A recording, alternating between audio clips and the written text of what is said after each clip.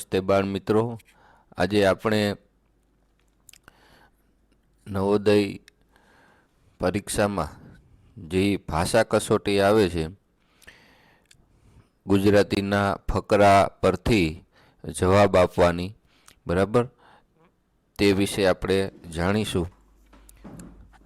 જોઈશું કે કેવી રીતે આપણે પ્રશ્નોના જવાબ છે એ આપી શકીએ છીએ. હવે અહીંયા આપણને એક અનુચ્છેદ 1 ફકરો એક આપણને આપેલો છે. એ ફકરા ઉપરથી અહીંયા 5 પ્રશ્નો છે. એ 5 પ્રશ્નોના જવાબ છે એ આપણે આપવાના છે. તો સૌથી પહેલાં તો આપણે ફકરાને ધ્યાનપૂર્વક છે વાંચી જવાનો છે, ત્યારબાદ આપણે પ્રશ્નોના જવાબ છે એ આપીશું.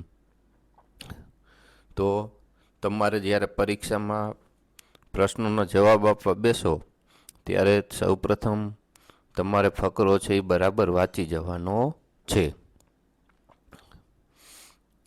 જોઈએ પહેલો પ્રશ્ન 61 નંબરનો. માનવ પ્રયત્નોના બધા જ ઉત્પાદનોમાં પુસ્તકો સૌથી ખાલી જગ્યા કૃતિઓ છે. તો અહીંયા તમે વાંચશો તો પુસ્તકો માનવ પ્રયત્નોના સર્વાધિક સમય સુધી રહેવાવાળા ઉત્પાદન છે. બરાબર. મંદિર ખંડેરોના રૂપમાં ઢળી જાય છે. ચિત્ર અને મૂર્તિઓનો ક્ષય થઈ જાય છે, પરંતુ પુસ્તકો જીવિત રહે છે. તો આ પુસ્તકોના ઉપયોગ માટે આપણને ફકરો એટલે કે એનું મહત્ત્વ સમજાવતું ફકરો છે. એટલા માટે આપણે જવાબ આવશે ડી, કે ભાઈ પુસ્તકો છે એ ઉપયોગી કૃતિઓ છે. બીજો પ્રશ્ન જોઈએ 62 નંબરનો. સારી પુસ્તકો સમયના પરીક્ષણમાં બચી રહી શકી છે કારણ કે તેમાં ખાલી જગ્યા છે. તો એ લેખકનું મન, બી મહાન વિચાર, સી અનુચિત ઉત્પાદન અને ડી મુદ્રિત સામગ્રી. આ ચારમાંથી કેને કારણે પુસ્તકો છે એ સમયના પરીક્ષણમાં બચી રહ્યા છે? તો અહીંયા આપણે જોઈએ કે ભાઈ પુસ્તકો છે એ મહાન વિચારોને નષ્ટ નથી થવા દેતા. બરાબર. તો આપણે કહી શકીએ કે ભાઈ પુસ્તકો છે, બરાબર, એ મહાન વિચારને કારણે બચી રહ્યા છે પરીક્ષણમાં. તો આપણો જવાબ આવશે મહાન વિચાર. પછી 63 નંબર. નિમ્ન શબ્દોમાંથી કયો શબ્દ અનુચિતનો સમાનાર્થી છે? અનુચિત એટલે કે જે ઉચિત નથી તે, ઉપયોગી નથી તે. બરાબર. તો એવો શબ્દનો સમાનાર્થી શબ્દ કયો થાય? તો બીમારી નો થાય, અજાણી નો થાય, ઉપયુક્ત નો થાય. ઉપયુક્ત એટલે યોગ્ય અથવા તો ઉપયોગી.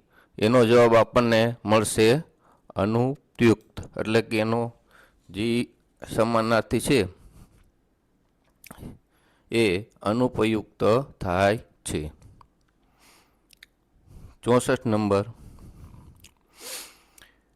વિશ્વ પોતાના પુસ્તકોની જવાબદારીથી સાચવે છે કારણ કે એ આપણને પ્રશિક્ષિત કરે છે, બી વિવિધ ક્ષેત્રોમાં આપણી મદદ કરે છે, સી નિરવધિ અને અનંત છે, અને ડી માનવીય પ્રયાસનો ઉત્સવ મનાવે છે. તો અહીંયા આપણે જોઈએ કે ભાઈ પુસ્તકો છે, બરાબર, એ આપણા માટે શેનું કાર્ય કરે છે? પુસ્તકો છે એની વિશ્વ છે એને જવાબદારીથી શા માટે સાચવે છે? બરાબર. તો અહીંયા જોઈએ તો કે ભાઈ આમાં આશ્ચર્ય નથી કે વિશ્વ પોતાના પુસ્તકોને ખૂબ જ જવાબદારીથી રાખે છે. શા માટે જવાબદારીથી રાખે છે? તો ભાઈ કે પુસ્તકો છે એ વિવિધ ક્ષેત્રોમાં આપણી મદદ કરે છે, એટલા માટે આખું વિશ્વ તેને જવાબદારીથી સાચવે છે. આ ફકરાનો છેલ્લો પ્રશ્ન 65મો પ્રશ્ન જોઈએ. અનુચ્છેદમાં ઢળવું શબ્દનો પ્રયોગ ખાલી જગ્યાના અર્થમાં થયો છે. તો ઢળવું એટલે વિખરાઈ જવું, બી અલગ કરી દેવું, સી હટાવી દેવું કે ડી કાપી નાખવું. તો અહીંયા આપણે જો મૂર્તિઓવાળું આવ્યું હતું મંદિરના ખંડેરવાળું કે ભાઈ મંદિરના ખંડેરોના રૂપમાં ઢળી જાય છે. બરાબર, તો મંદિર છે બરાબર એ ખંડેરોના રૂપમાં ઢળી જાય છે, એટલે કે ખંડેરો જેવા આપણે વિખરાઈ જાય છે, ખંડેરમાં પરિવર્તિત થઈ જાય છે. તો ઢળવું છે શબ્દ બરાબર ઈ વિખરાઈ જવુંના અર્થમાં છે. ચાલો હવે મિત્રો આપણને અહીંયા અનુચ્છેદ 2 આપેલો છે, એટલે કે એક બીજો ફકરો આપેલો છે અને નીચે પણ અહીંયા 5 પ્રશ્નો છે. એ 5 પ્રશ્નો આપણને આપેલા છે, તો એના આપણે ઉત્તર મેળવવા પ્રયત્ન કરીશું. ફકરો પહેલાં બરાબર વાંચી જવાનો છે અને ત્યારબાદ આપણે એના ઉત્તર આપવાના છે. આ ફકરો એક રોબોટ વિશે છે કે રોબોટ છે એ કેવા કામ કરે છે અને કયું કામ રોબોટ કરી શકતું નથી. જોઈએ 66મો પ્રશ્ન. થાકનો સમાનાર્થી શબ્દ છે ખાલી જગ્યા. તો થાક છે એનો સમાનાર્થી શબ્દ કયો હોય? તો સંશોધન તો ન જ થાય બરાબર. પછી શ્રી નિર્વાત સર્વથા વાયુ રહિત સ્થાન એવું ન થાય અને ખતરનાક પણ ન થાય, એટલે થાકનો જવાબ આવશે. એનો સમાનાર્થી શબ્દ થશે બી થાકેલું કે ઘસાઈ ગયેલું. 67મો પ્રશ્ન. રોબોટ ભૂલો નથી કરતું કારણ કે તે બરાબર. તો રોબોટ શા માટે ભૂલો નથી કરતું? તો યંત્ર છે એટલા માટે, બી કમ્પ્યુટર દ્વારા આપેલ નિર્દેશોનું પાલન કરે છે, સી માણસ જેવું દેખાય છે અને ડી થાકેલું નથી દેખાતું બરાબર. આ 4 આપણને વિકલ્પ આપેલા છે, એમાં આપણે સાચો વિકલ્પ છે શોધવાનો છે બરાબર. તો અહીંયા આપણને લખેલું છે કે એક યંત્ર હોવાને કારણે આ ભૂલો નથી કરતું અને નથી થાકતું બરાબર. તો રોબોટ ભૂલો નથી કરતું કારણ કે તે યંત્ર છે. હવે 68મો પ્રશ્ન. અનુચ્છેદ પ્રમાણે નિમ્નલિખિતમાંથી કયા કાર્ય માટે રોબોટનો ઉપયોગ નથી થતો બરાબર. તો અહીંયા આપણને ઘણા બધા કાર્યો આપેલા છે. જો જેમ કે જ્વાળામુખી, અમુક રોબોટ ઘરોની સાફ સફાઈમાં મદદ કરી શકે છે, અમુક રોબોટ છે એ શબ્દોની ઓળખ પણ કરી શકે છે અને અમુક રોબોટ માનવ જેવું પણ દેખાય છે. તો આ 68મા પ્રશ્નમાં રોબોટ છે બરાબર એનો ક્યાં ઉપયોગ નથી થતો? ઘરની સાફ સફાઈ કરવા માટે થઈ શકે, ટેલિફોન કોલના પ્રત્યુત્તર દેવા માટે પણ થઈ શકે, કાર બનાવવા માટે પણ રોબોટનો ઉપયોગ થઈ શકે, પણ રોબોટ છે એ બાળકોને ભણાવવા માટે ઉપયોગી નથી, એટલે આપણો જવાબ આવશે ડી.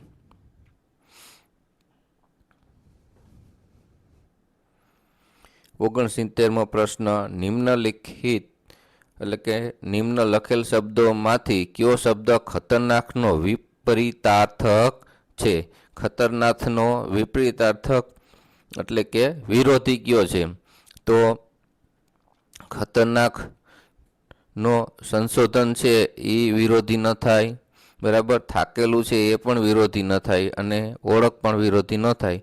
ખતરનાક એટલે અસુરક્ષિત જેવું, તો એનો વિરોધી થાય આપણે બી સુરક્ષિત. 70. રોબોટના વિષયમાં નિમ્ન લખેલ કથનોમાંથી કયું સાચું નથી બરાબર. તો આપણને ABCD જી ઓપ્શન આપેલા છે એ જોઈએ. તો વધુ પડતા રોબોટ યંત્રો જેવા દેખાય છે, રોબોટ ભૂલો નથી કરતું, રોબોટ બહુ ઉપયોગી છે અને વધુ પડતા રોબોટ માણસ જેવા દેખાય છે બરાબર. તો આમાંથી કયું કથન સાચું નથી? તો વધુ પડતા રોબોટ યંત્ર જેવા દેખાય છે એ કથન તો સાચું છે. પછી રોબોટ ભૂલો નથી કરતું એ સાચું છે. પછી રોબોટ બહુ ઉપયોગી છે, તો રોબોટ ઉપયોગી પણ છે, તો આપણો જવાબ આવશે ડી કે વધુ પડતા રોબોટ માણસ જેવા દેખાય છે. કારણ કે બધા રોબોટ છે એ માણસ જેવા દેખાતા નથી બરાબર, એટલે આ ડી વિધાન સાચું નથી. ચાલો મિત્રો હવે આપણે ત્રીજો અનુચ્છેદ એટલે કે ફકરો ત્રીજો જોશું. અહીંયા કરોળિયાના ઝાડાનું મહત્ત્વ દર્શાવતો ફકરો છે. સૌપ્રથમ તો આપણે એને ખૂબ જ સારી રીતે વાંચી જવો જોઈએ, બરાબર. ત્યાર પછી જ આપણે એના પ્રશ્નોના ઉત્તર આપવા જોઈએ. 71મો પ્રશ્ન, આ અનુચ્છેદ કોના વિશે છે? એટલે આ ફકરો છે એ કોના વિશે છે? તો મેં તમને વાત કરી, બરાબર, એવી રીતે કે ભાઈ આ ફકરો છે એ કરોળિયાના ઝાડાના મહત્વ માટે છે. તો આપણો જવાબ આવશે એ, કરોળિયાના ઝાડાના મહત્વ માટે. પછી 72, કરોળિયાઓના ઝાડા માટે શું સાચું નથી? કરોળિયાના ઝાડા માટે શું સાચું નથી? બરાબર. તો તે ભાઈ કરોળિયાના જે ઈંડા છે એ જાળવવામાં મદદ કરે છે, ખતરાઓથી છુપાવવામાં અને ભોજન પકડવામાં મદદગાર બને છે. પછી કરોળિયાનું ઝાડું છે એ ચીપચીપું હોય છે, બરાબર. કોઈ જીવડું ઝાડામાં આવ્યું હોય તો તે ચોંટી જાય છે અને નીકળી શકતું નથી, ફસાઈ જાય છે, બરાબર. તો અહીં આપણે ઓપ્શન જોઈએ તો ઈંડા પકડી રાખે છે તો એ સાચું છે, તે ભોજન પકડે છે તો એ સાચું છે, અને ડી, તે શત્રુઓથી રક્ષા કરે છે તો એ પણ સાચું છે. તો સાચું શું નથી? તો કે ભાઈ સી, બરાબર, તે જળ શોધે છે એ સાચું નથી. કરોળિયાનું ઝાડું જળ શોધતું નથી, તો એ વિધાન છે એ ખોટું છે, એટલે કે સાચું નથી. એટલે આવશે જવાબ સી. 73મો પ્રશ્ન, ફસાવુંનો સમાનાર્થી શબ્દ છે, બરાબર. ફસાવુંનો સમાનાર્થી શબ્દ કયો થાય છે? તો ફસાવુંનો સમાનાર્થી શબ્દ છુપાઈ જવું ના થાય, ભાગવું ના થાય અને ખાવું પણ ન થાય. ફસાવું એટલે ચોંટી જવું થાય. એનો સમાનાર્થી શબ્દ અહીંયા પણ આપણને આવ્યો છે કે ભાઈ ચોંટી જાય છે. 74મો પ્રશ્ન, કરોળિયાઓ કેવી રીતે જાણી લે છે કે તે ફસાઈ ગયું છે? કોઈ પણ જીવજંતુ છે, બરાબર, એ ઝાડામાં ફસાઈ જાય તો એ કેવી રીતે એને ઓળખી શકે છે કે એ ફસાઈ ગયું છે? તો એ તે સાંભળી લે છે, તે સૂંઘી લે છે, તે અનુભવ કરે છે કે તે ચાખી લે છે? તો એ સાંભળતું નથી અને સૂંઘતું પણ નથી અને ચાખતું પણ નથી, પણ તે કરોળિયું ઝાડામાં જીવડું ઝાડામાં ફસાઈ જાય એટલે એ કરોળિયો છે એ અનુભવથી નક્કી કરી છે કે કંઈક ફસાઈ ગયું છે. તો આપણો જવાબ આવશે સી. અનુચ્છેદના એટલે કે ફકરાના છેલ્લા વાક્યમાં પ્રયુક્ત અસ્તિત્વ શબ્દનો ભાવ. અહીંયા આપણે જોઈએ કે ખરેખર ઝાડા કરોળિયાઓના અસ્તિત્વ માટે છે. અસ્તિત્વ એટલે જીવન ટકાવવું, બરાબર. તો અહીંયા આપણે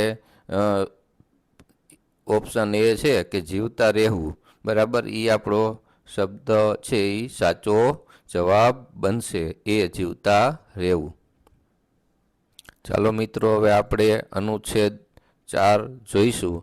હવે આ ફકરામાં આપણને સોનેરી બાજ છે, બરાબર, એનું રહેઠાણ કેવું હોય છે, એની લાક્ષણિકતાઓ શું હોય છે, તે માળો ક્યાં બનાવે છે, આવું બધું આ ફકરામાં આપણને આપેલું છે. તો ફકરાનો સૌપ્રથમ સારી રીતે વાંચી અને આપણે એને નીચે પ્રશ્નોના જવાબ આપ્યા છે એ પ્રશ્નોના જવાબ આપણે આપવાના છે.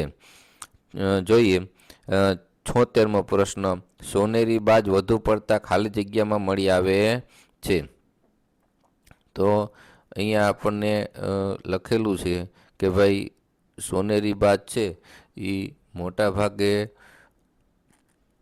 ઉત્તરી ગોળાર્ધમાં મળી આવે છે. જો અહીં લખ્યું છે, આ વૈભવશાળી પ્રાણી ઉત્તરી ગોળાર્ધના ખુલ્લા ક્ષેત્રમાં પોતાનું ઘર બનાવે છે. તો આપણો જવાબ આવશે ડી, ઉત્તરી ગોળાર્ધમાં. માદા 77, માદા સોનેરી બાજને ખાલી જગ્યાથી ઓળખી શકાય તો એના વધુ ગહરા રંગના પગને લીધે, પછી બી, વધુ ચમકદાર પાંખો, કે સી, ગહરા ભૂરા પગ કે મોટા આકારથી, બરાબર. તો અહીં આપણને લખેલું જ છે કે માદા નરના સમાન જ હોય છે. માદા છે એ નરના સમાન હોય છે, પરંતુ અવારનવાર વારંવાર મોટા આકારમાં હોય છે, બરાબર. તો તો માદા સોનેરી બાજ છે એ મોટા આકારથી ઓળખી શકાય છે. 78મો પ્રશ્ન, માળો બાંધવા માટે આ પક્ષીને કેવું સ્થાન જોઈએ? તો માળો બાંધવા માટેનું પણ આવ્યું હતું, બરાબર, કે એ ખુલ્લા ક્ષેત્રોમાં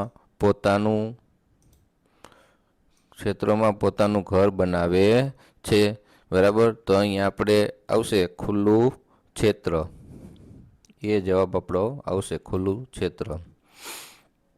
79, વૈભવશાળીનો સમાન અર્થવાળો શબ્દ કયો છે? વૈભવશાળી એટલે ખૂબ જ ભપકાદાર, બરાબર, અતિ ભવ્ય હોય તેવું. તો અહીંયા આપણને એક ભવ્ય નામનો શબ્દ આપેલો છે, તો વૈભવશાળી એટલે ભવ્ય, જાજરમાન, જેનો જવાબ આવશે સી, ભવ્ય. 80મો પ્રશ્ન, નિમ્ન લખેલ શબ્દોમાં કયો શબ્દ કદાવર, વજનદાર અને ગંજાવરનો વિલોમ નથી? આપણને એમ નથી કીધું કે વિલોમ છે. વિલોમ હોય તો આનો કદાવરનો વિરોધી કહેવાનો છે, પણ વિલોમ નથી એટલે એનો મતલબ એમ કે કદાવરનો સમાનાર્થી શબ્દ આપણે આપવાનો છે. તો કદાવર એટલે અતિ નાનું ન થાય, બરાબર, તો એ વિરોધી થઈ ગયો. દુર્બળ એ વિરોધી થઈ ગયો. ભારીને વિરોધી થઈ ગયો. તો કદાવરનો આપણે વિરોધી નથી દેવાનો, સમાનાર્થી દેવાનો છે, એ ધ્યાન રાખવાનું છે. એટલે આપણો જવાબ આવશે બી, વિશાળ, વિસ્તૃત. તો મિત્રો, કેવો લાગ્યો વિડીયો? જો તમને માહિતી સફળ લાગ્યો હોય, કંઈક જાણવા મળ્યું હોય તો સબસ્ક્રાઈબ કરી દેજો.